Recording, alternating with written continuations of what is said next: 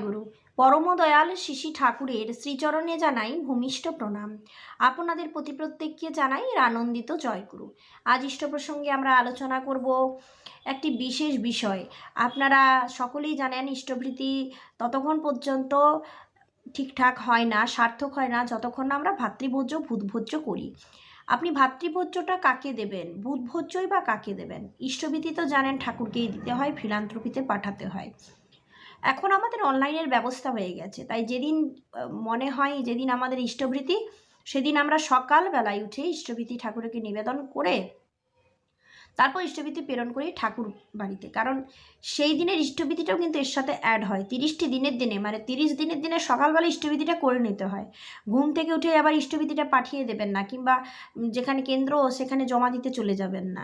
ঠাকুরের কাছে করে দেন, ইষ্টভৃতিটা ঠাকুরকে দেন, তারপর ওটা ঠাকুর বাড়িতে প্রেরণ করুন, কিংবা কেন্দ্র মন্দিরে জমা করুন ইষ্টভৃতি। তো 30 দিনের সহ ইষ্টভৃতি করে তারপর ঠাকুরের কাছে প্রেরণ করতে হয়। কিন্তু আরও যে একটা ব্যাপার আছে, আপনারা কি জানেন? ভাতৃভোজ্য ভূতভোজ্য এটা ঠিকভাবে দিতে হয়। আচ্ছা, আপনারা তো ইষ্টভৃতি ভাতৃভোজ্য ভূতভোজ্য করেন, বৃহস্পতির জন্য অর্ঘ্য তোলেন তো?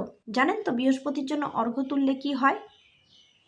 বৃহস্পতির জন্য অর্ঘ্য তুললে আপনার যোগ্যতা অনেকখানি বৃদ্ধি পাবে, আপনার অর্থ সেটাও কিন্তু অনেক বৃদ্ধি পাবে। কিভাবে আপনারা করবেন এটা আপনাদের আমি আগেও আলোচনা করেছি। বৃহস্পতি তুঙ্গে থাকলে আপনার অর্থের দিকটা কিন্তু অনেক ভালো থাকবে। তো আজকে এই নিয়ে কিছুটা আলোচনা করব। আর ভাতৃভোজ্য ভূতভোজ্য কাকে দেবেন, কিভাবে দেবেন, এই নিয়ে আলোচনা করব। আমি নিজেই ভাতৃভোজ্য ভূতভোজ্য করি, কিন্তু আমি নিজে যদি না জানি কাকে দেব, কিভাবে দেব, কবে দেব, তাহলে কিন্তু আমার ইষ্টভৃতিটাতে গোলমাল হয়ে যায়। আমাদের ইষ্টভৃতি করার একটা উদ্দেশ্য থাকবে ঠাকুরকে দেওয়া, এবং এর মধ্যে কোনো ভুল যাতে না থাকে সেদিকটা চেষ্টা করব। আপনারা জানেন হয়তো 100 ভাগ লোকের মধ্যে 90 ভাগ লোক জানেন ইষ্টভৃতিতে ভুল করে, সে হয়তো বহু বছর আগেকার দীক্ষিত। ব্যাপারটা আপনারা নিশ্চয়ই বুঝতে পারছেন। তো যাই হোক, আজ থেকে বর্ষাকালীন ঋত্বিক অধিবেশন সম্মেলন শুরু হয়েছে। জাস্ট প্রথমটা পড়ছি। কর্মীরা অনেকে এসে গেছেন, চারিদিকে আনন্দমুখর পরিবেশ। দালানের বারান্দায় সমাসীন পরমদয়াল শিশি ঠাকুরের শ্রীচরণে প্রণাম নিবেদন করে যাচ্ছেন ভক্তবৃন্দ। অনেকেই কুশল প্রশ্নাদি জিজ্ঞাসা করছেন শ্রী ঠাকুর। কিছুক্ষণ পর কেষ্টদা এসে প্রণাম করে বসলেন। সম্প্রতি ইষ্ট বা শ্রেয়জনকে নিত্য কিছু দেওয়ার সম্বন্ধে একটা বাণী দিয়েছেন শ্রী ঠাকুর। ওই বিষয় নিয়ে আলোচনা প্রসঙ্গে শ্রী ঠাকুর বললেন, ভাতৃভোজ্য ভাইকেই দেওয়া লাগবে, গুরু ভাইকে। মনে রাখবেন, ঠাকুর বলেছেন কিন্তু। এই ভাতৃভোজ্য করলাম আর যেভাবে খুশি দিয়ে দিলাম, যেখানে খুশি দিয়ে দিলাম, কিংবা ঘরেই জমা করে রেখে দিলাম, এ হয় না। ভাতৃভোজ্য ভাইকেই দিতে হয়। কাকে দিতে হয়? গুরু ভাইকেও দিতে হয়। আর ভূতভোজ্য গরিব দুঃখী বলে কোনো কথা নেই, সকলকে দেওয়া যেতে পারে, সে সৎসঙ্গী নাও হতে পারে। বুঝতে পারলেন? ভাতৃভোজ্য ভূতভোজ্য সম্পর্কে কমেন্টে কয়েকদিন আগে এক গুরু ভাই আমাকে বলছেন ভাতৃভোজ্য ভূতভোজ্য কাকে দেওয়া লাগবে এটা সম্পর্কে একটা ভিডিও করতে। যেই আমি এই যেই আমি খুঁজে পেলাম যে ঠাকুরের বলা ভাতৃভোজ্য ভূতভোজ্য নিয়ে, তাই আমি এর সাথে আজকে অ্যাড করে দিলাম। সৎসঙ্গী নাও হতে পারে। আর তাছাড়া এই যেটা বলেছি, এটা ইষ্ট যদি কাছে না থাকেন তবে কোনো শ্রেয়জনকে দেওয়া যেতে পারে, তিনি সৎসঙ্গী নাও হতে পারেন। আর রোজ একজনকে দিতে হবে তার কোনো মানে নাই। 3 দিন একজনকে দিলাম, আবার আরেকজনকে ভালো দেখলাম তাকে দিলাম, এভাবেও চলবে। এরকমভাবে আমাদেরকে ভাতৃভোজ্য ভূতভোজ্যটা দিতে হবে। ইষ্টভৃতির সাথে ভাতৃভোজ্য ভূতভোজ্যর আলাদা কৌটা থাকবে, কিংবা আলাদা কাপড়ে মোড়া থাকবে। এভাবে ঠাকুর আমাদের বলেছেন ভাতৃভোজ্য ভূতভোজ্য আমাদের সকলকে করতে হবে। ইষ্টভৃতি শুধু করলে চলবে না, ইষ্টভৃতি 30 দিনের দিনেই পাঠাতে হবে, ভাতৃভোজ্য ভূতভোজ্য 30 দিনের দিনেই কিন্তু গুরু ভাই গুরু বোনদের দিতে হবে। এইভাবে আপনারা করতে থাকেন ইষ্টভৃতি। যেটা বৃহস্পতির জন্য টাকা তোলার কথা আমি আপনাদের এতক্ষণ ধরে বলছি।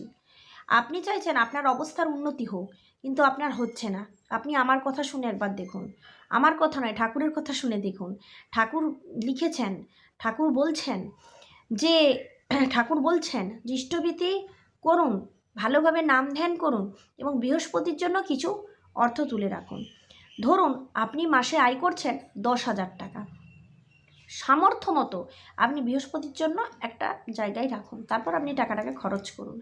ধরুন আমি মাসে আয় করি 500 টাকা, 500 টাকার মধ্যে আমি যদি 20 টাকাও রাখি বৃহস্পতির জন্য, তাও কিন্তু আমার তুলে রাখা হলো। এরপর ওই কৌটাটা পয়সা জমতে জমতে জমতে জমতে একটা খুব বড় মানে অর্থের একটা অংশ হয়ে যাবে, খুব বড় একটা অংশ হয়ে যাবে, কারণ ওটার থেকে আপনি কিন্তু ভাঙতে পারবেন না। আপনার ছেলের অসুখ হোক, আপনার ঘরের সংসারের দরকার লাগুক, ওটা কিন্তু আপনি ভাঙবেন না। ওই পয়সাটা কখন ভাঙবেন জানেন? ওই পয়সাটা আপনি ভাঙবেন যখন ঠাকুরের কোনো চাহিদা আসবে। দেখবেন অনেক সময় ঠাকুরের চাহিদা আসে, যেমন ধরুন মন্দির করবার জন্য আপনার কাছে কিছু চাওয়া হলো, যদিও এখনই আচার্যদেব আমাদের আচার্যদেব আসার পর থেকে আমাদের এই বাড়িতে অর্ঘ্য চাওয়াটা আচার্যদেব একবারই তুলে দিচ্ছেন, কিন্তু না চাইলেও ঠাকুরকে আমাদের দিতেই হয়। ঠাকুরকে না দিলে আমাদের অর্জন করাটা, মানে যোগ্যতা করে আমাদের এই অর্থ উপার্জনটা আমাদের সার্থক হয় না, কারণ তারই সব, তাকে দিতে হয়। তো এখন কথা হলো, আপনি এই টাকাটা কি করবেন? আপনি এই টাকাটা ধরুন আজ 10 টাকা রাখছেন, কাল 5 টাকা রাখছেন, এরকম 10 টাকা 5 টাকা রেখে রেখে এক সময় তো আপনার একটা বড় অংশ আসবে। তো এই অংশটা আপনি কোথায় খরচ করবেন, কিংবা মাঝখানে যদি আপনার ঠাকুরের চাহিদা আসে আপনি কিভাবে খরচ করবেন? ধরুন মন্দির হলো, কিংবা কোনো জায়গায় উৎসব হচ্ছে, আপনি হয়তো দিতে চান, কিন্তু আপনার কাছে অন্যভাবে এতটা টাকা নেই, কিন্তু আপনি দিতে চান। ওই জায়গা থেকে আপনি ঠাকুরের চাহিদা মতো কিছু অর্ঘ্য খরচ করলেন, ঠাকুরের জন্যই খরচ করবেন, অন্য কিছুর জন্য খরচ করবেন না। তো এটা আপনার ইষ্ট ফান্ড তৈরি হলো। এইভাবে বৃহস্পতির টাকাটাকে এইভাবে খরচ করতে হয়। কিন্তু আপনি দেখুন 1 মাসের মধ্যে এইভাবে আপনার মানে উন্নতি হয়ে যাবে। যদি আপনি বৃহস্পতির জন্য অর্ঘ্য সঞ্চয় করতে থাকেন না, তাহলে আপনার অবস্থার পরিবর্তন হবেই। এটা আমি খুব ভালো ফল পেয়েছি, আমি চাইছি আপনারাও ভালো ফল পান। খুব ভালো করে নাম ধ্যান করুন, যাতে করে বৃহস্পতি তুঙ্গে উঠতে পারে।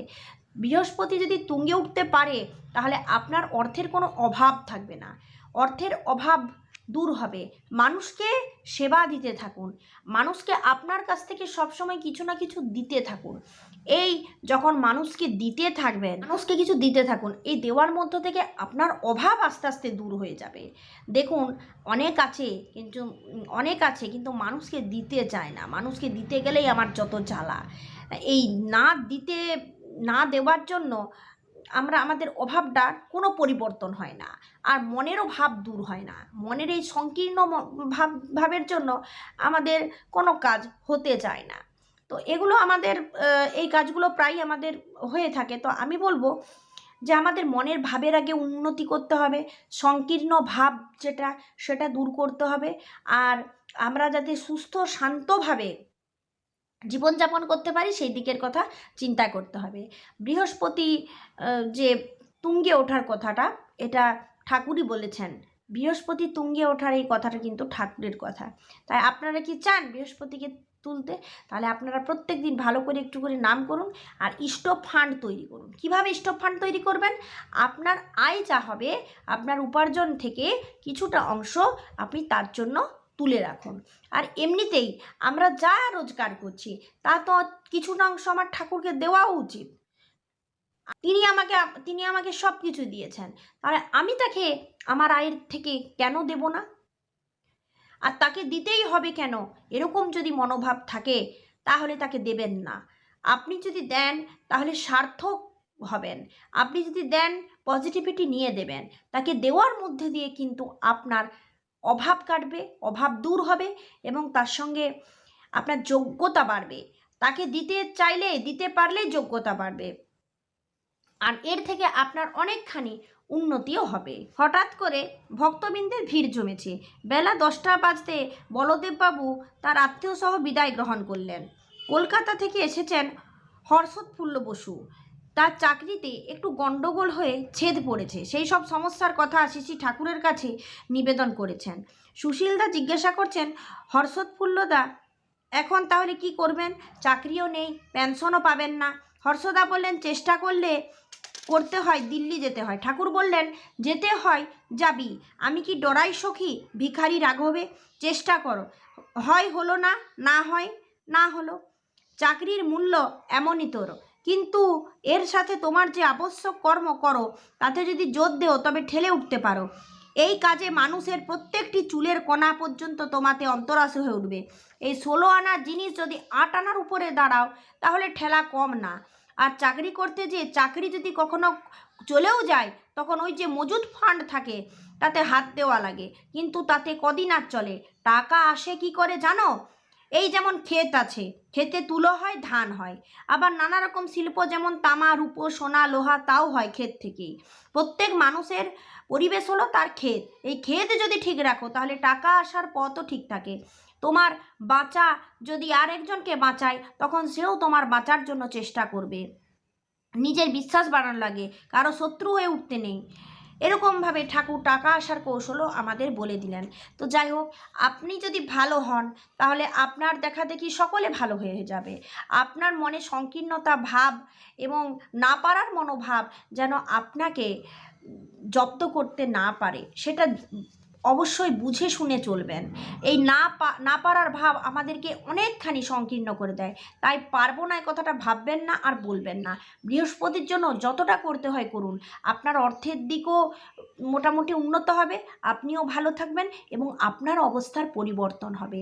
তাই আপনি এই ফান্ড করতে থাকুন। স্টপ ফান্ড প্রত্যেকটা গুরু ভাই গুরু বোনদের লাগে, আপনারও কিন্তু সকলকে বোঝাবেন। এই স্টপ ফান্ডের যে উপকারিতা সেটা আপনারা বুঝতে পারবেন। এ কিন্তু অবস্থার পরিবর্তন করে দেয়। আমি নিজে করে দেখেছি, সত্যি সত্যি লক্ষ্মী ঘরে বাঁধা থাকে। আজ এই পর্যন্ত। জয় গুরু।